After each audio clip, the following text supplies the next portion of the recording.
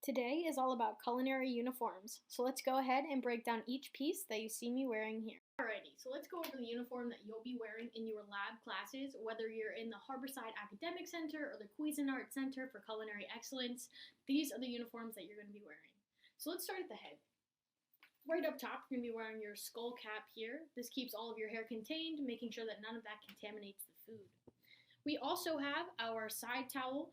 We do have several of those. I believe about 6 of them will come with your uniform set. So next we have our apron. These are really great to have as our chef jackets are white. So if you were to get any red sauce on you, your apron is there to protect you so that you don't have to go ahead and bleach your uniform, which is always a hassle to go through.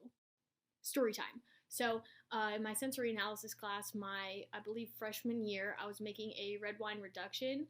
This involved taking a red wine and sugar into a blender with quite a few other ingredients.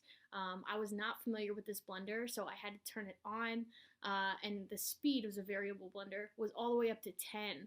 I also didn't check to make sure the lid was on tight enough. Bummer, always check that. And as soon as I turned it on, it went up to the 10 speed, and the lid flew off, and red wine went all over my nice white chef jacket. Luckily for me, we did get new uniforms this year. This year, our chef jacket has our names embroidered on them.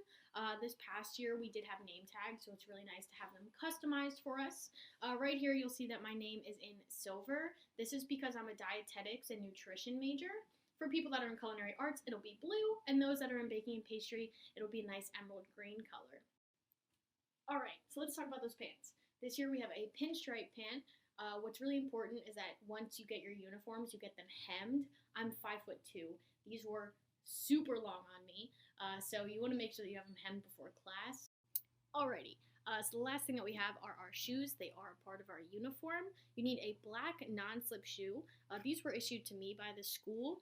Super cute, really fashionable. Non-slip just means that this part here, this tread, goes all the way through the bottom so that if you were to step in a puddle, the water can escape. It's not being trapped in your shoe, and therefore you won't slip.